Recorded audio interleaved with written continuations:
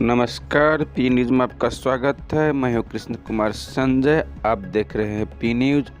बौद्ध धर्म और बाबा साहब को मानने वाला बुद्ध प्रकाश ने पाखंडी ब्राह्मण पर तीखा प्रहार किया है।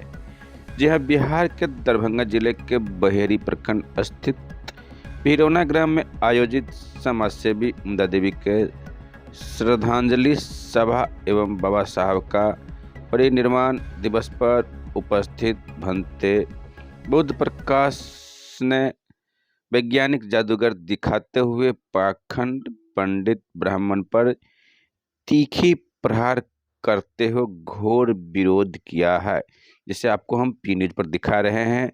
मौके पर इंजीनियर सुखित नारायण के अलावे बहुत गणमान्य लोग भी उपस्थित थे। आप देखिए पी न्यूज़ पर उन्होंने क्या तीखी प्रहार किया है। उनको ऊंट की तरह कांध पीठ पर दबा कर चलते हैं। इसलिए आज आपको पिछड़े वर्ग लोगों को आज आगे आने की जरूरत है, लेकिन पिछड़ा वर्ग तो राम मंदिर बनाने के फिर बना दिया, पैसा तो बहुत दिया, लेकिन उनका ट्रस्ट में एक भी ओबीसी का नाम नहीं है। उसको पता कर लीजिए। आज दुनिया में सबसे बड़ा झूठ है वो है प्राण प्रतिष्ठा। आप कहीं भी देखते हैं बड़ा बड़ा मंदिर में प्राण दिया जाता है, बड़े बड़े मंत्री लोग आते हैं, वो पत्थर में प्राण देने वाले कौन होते हैं? ये ब्राह्मण पंडित होता है। हम कहते हैं ब्राह्मण का बाप मर गया है, 1 घंटा के लिए वो प्राण देते अपने बाप को, मैं उसको 1 करोड़ का इनाम दूंगा। साथियों, प्राण प्रतिष्ठा जो है यह झूठ की सेवा कुछ नहीं है, पागलपन की सेवा कुछ नहीं है। ये तमाम हमारे ओबीसी समाज ऐसी लोगों को ये प्राण प्रतिष्ठा के नाम पर ठगा जाता है। जब प्रधानमंत्री नरेंद्र मोदी जी जब जाते हैं विदेश, पानी सब पीने, विदेश जब जाते हैं तो कहते हैं कि हम उस देश से आए हैं जहां भगवान बुद्ध को ज्ञान मिला था। वो राम की बात नहीं करते हैं, विदेश में राम को लोग नहीं जानता, लेकिन यहाँ बौद्धों के साथ ये इतना अत्याचार करते हैं। अभी भी खुदाई हुआ था, राम मंदिर जहाँ बना हुआ है, खुदाई में केवल बुद्ध का ही मूर्ति निकलता था। और आपको जानना चाहिए कि अयोध्या जिसको कहते हैं वो अयोध्या नहीं है, उसका नाम साकेत नगरी था। वहां राम मैं ये भी साबित कर दूंगा, अगर कोई साबित कर दे कि मैं 1 करोड़ का इनाम दूंगा अगर राम का जन्म भारत में हुआ हो तो, सीता का जन्म भारत में हुआ हो तो। ये तमाम रामायण जो है काल्पनिक ग्रंथ है। और इसको पेरियार ललई सिंह यादव ने इनके ऊपर केस कर दिया था, सरकारी में केस करके उसको जीत लिए हैं कि रामायण एक काल्पनिक ग्रंथ है। उसका केस नंबर से लेकर आप देख सकते हैं हाईकोर्ट में जाकर। इसलिए भाइयों, आज हमें पिछड़े लोगों को जागना होगा।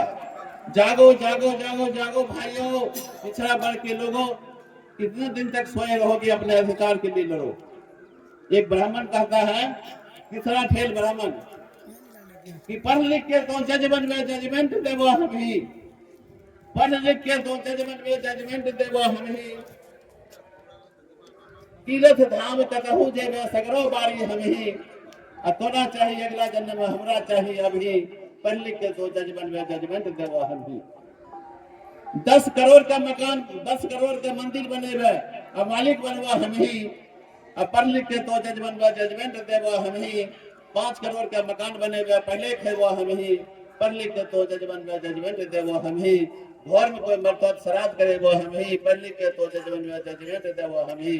बड़ी मेहनत से अनाज उठेबे, 1 डगरा लेबो पहले हम ही, पढ़ लिख के तो जजमेंट में जजमेंट देवो हम। मतलब जितना भी काम हुआ ब्राह्मण को बुलाएंगे।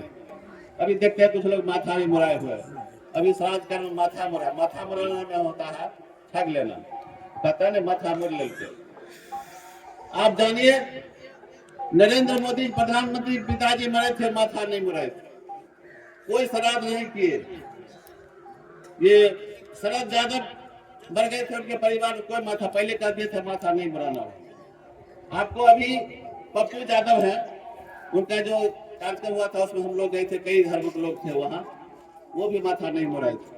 हम कहते माथा मुड़ाने से आपको छुटका लग जाता है, तो पत्नी को भी माथा मुड़वाइए, उनको भी छुटका क्यों लगा, आपको छुटका लग गया। वेद में लिखा हुआ है कि शूद्र अगर वेद की बात सुन ले तो उसके कान में शीशा भर दो, अगर वह पढ़ ले उसको जीभ काट लो।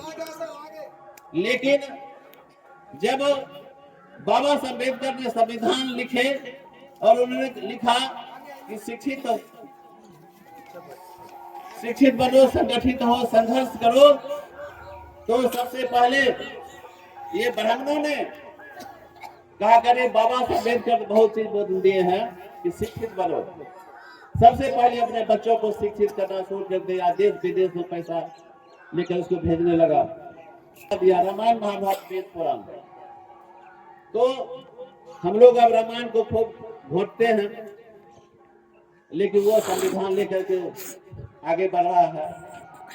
तो तुलसी बाबा एक बहुत बड़े, अब क्या कहा जा सकता है उनको, उन्होंने लिखा गुंडा है तुलसीदास, बाबा नहीं। पूज्य भी सकल गुणहीना, शूद्र गुणज्ञान परवीना। ब्राह्मण में अगर मूर्ख भी है तो पूजने लायक है, शूद्र में कितना भी विद्वान है तो पूजने लायक नहीं। ढोल गमार शूद्र बसु नारी, सकल तारना के अधिकारी, पोल खुली हम विश्वास की, सुनिए चौपाई तुलसीदास की। अधम जाति शूद्रों को बताए हैं, नारी को झलकारी बताए हैं, कर दिए लाइन काट दिए लाइन रविदास की, सुनिए चौपाई तुलसीदास की। जे बरना धम तेली कुम्हारा, शपथ किरात कोल करवारा। इस ढंग से ब्राह्मण ही सदा पूज्यमान है, क्योंकि वो ब्रह्म के समान है। ब्रह्म माने भ्रम होता है, लोग कहता है बहुत सारे लोग जे ब्रह्म के जाने छे वो है कि नहीं, ऐसा कुछ नहीं है भाइयों। मैं आपको बताना चाहता हूं कि इस देश में 98% लोग मूर्ख हैं, 2% मात्र लोग शिक्षित हैं। शिक्षित का मतलब होता है जिसके पास तार्किक ज्ञान हो, वैज्ञानिक सोच हो, वही तार्किक होता है। हाथ में कंगन बांध लिए, अंगूठी 4 गो घोड़े का नाल के पहन लिए, 27 ग्रह लग गया है, अंगूठी पहन लीजिए, ये ठीक हो जाएगा। अरे ब्राह्मण कहता दान दो, अगर कहता दान नहीं देगा उसे छीन लो, अगर छीन भी नहीं देता है तो उसको 27 ग्रह लगा दो, शनि ग्रह लगा दो, तुमको बुला करके पूजा पाठ करेगा और 1000-2000 रुपया लेकर चला जाएगा। इसलिए भाइयों इस 27 ग्रह से अलग रहिए। 27 ग्रह कुछ होता नहीं है, शनि ग्रह कुछ होता नहीं है। एक जजमान के यहाँ, एक पंडित जी के यहाँ गया कि बाबा थोड़ा इसका नाम संस्कार कर दिए, कहा तो कितना में होगा, हम तो गरीब आदमी है, कहा उसमें 2000 में होगा कम, तो नहीं होगा, 1000 होगा नहीं, तो 500 होगा तो नहीं, अरे 100 रुपया हो सकता है, कहा नहीं, जाओ तुमको सब तुम्हारे पास पैसा ही नहीं है, 27 ग्रह कुछ नहीं कर सकते। खास करके आज बाबा साहब अम्बेडकर का परिनिर्वाण दिवस भी 6 तारीख को मनाया गया था। इनकलाब जिंदाबाद, संविधान जिंदाबाद, संविधान जिंदाबाद, जिंदाबाद जिंदाबाद, ब्रह्मवाद मुर्दाबाद, ब्रह्मवाद मुर्दाबाद, ब्रह्मवाद मुर्दाबाद। ब्रह्मवाद मुर्दाबाद। मिलाकर के 10% हो जाते हैं, वो हमारा दिन रात शोषण करता है। हम उसी के को बुला करके घर में सत्यनारायण कथा कहवाते हैं समृद्धि के लिए, और वही आदमी जिस ब्राह्मण को हम घर में बुला करके पूजा पाठ करवाते हैं, समृद्धि की बात करते हैं, वही आदमी हमारा आरक्षण के लिए रोड पर खड़ा होता है, लेकिन हम लोग इस बात को समझते नहीं। मैं खास करके पिछड़ा वर्ग लोगों से, मैं कुशवाहा लोगों से, यादव लोगों से, कुर्मी लोगों से, इनसे अनुरोध करते हैं कि दलित लोगों को तो आरक्षण मिल गया, उनका भी समाप्त होने जा रहा है, लेकिन आप कहाँ देख रहे हैं? मंडल कमीशन को आपने दुत्कार दिया, आप सबसे पीछे हैं, कैसे आएंगे? आपको लड़ाई लड़ना पड़ेगा, और इस देश में 2 ही लड़ाई है, वह ब्राह्मणवाद की और मानववाद की लड़ाई। तो मैं आपको बताना चाहता हूं कि कबीर ने कहा था, कबीर साहब ने कहा था कि चींटी चले बाजार में, चींटी चले पहाड़ पर कि 9 मन तेल लगाए, हाथी को कांख में दबा करके और ऊंट लियो लटकाए। फिर एक बार सुन लीजिए, चींटी चले पहाड़ पर कि 9 मन तेल लगाए, हाथी को कांख में दबा करके ऊंट लियो लटकाए।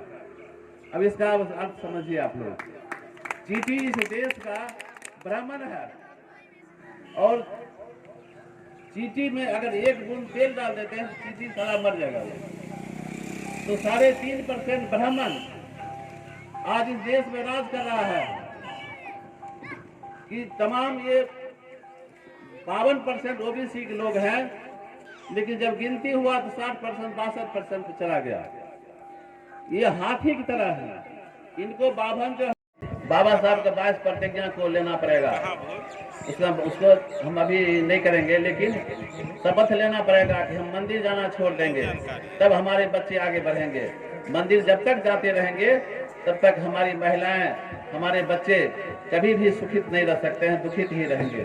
क्योंकि मंदिर हमारा, मंदिर में भगवान नहीं है, मंदिर है हमारा विद्यालय है, हमारा पुस्तकालय है। इसलिए अपने बच्चों को मंदिर भेजेंगे, हम उसको डॉक्टर, इंजीनियर, प्रोफेसर बनाएंगे।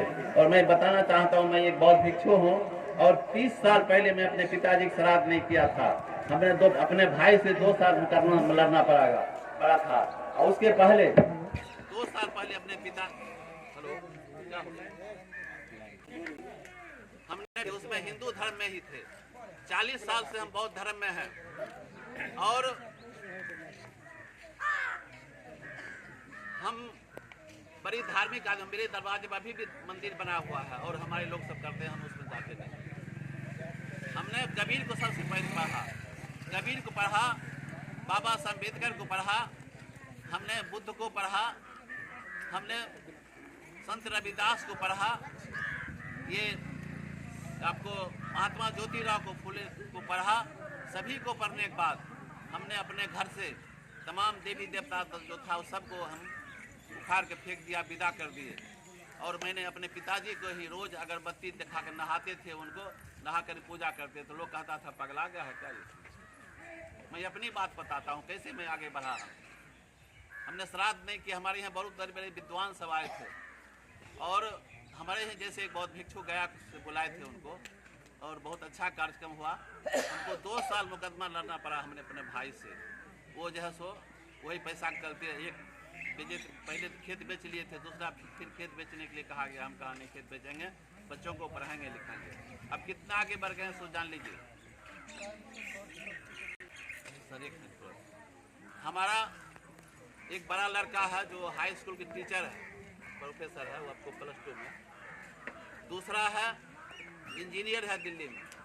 तीसरा है लैब टेक्नीशियन है। और बड़े लड़का जो है उसका 2 बेटा है, वह MBBS में अभी MD करने के लिए उसका एडमिशन हो रहा है। एक 2nd ईयर में है, 3rd ईयर में है। इस ढंग से मैं 35 साल से किसी भगवान नहीं मानता, लेकिन आज इतना प्रोग्रेस कर रहे हैं लोग। सब कहता है देवी देवता को नहीं मानता है, श्राद्ध नहीं किया, इतना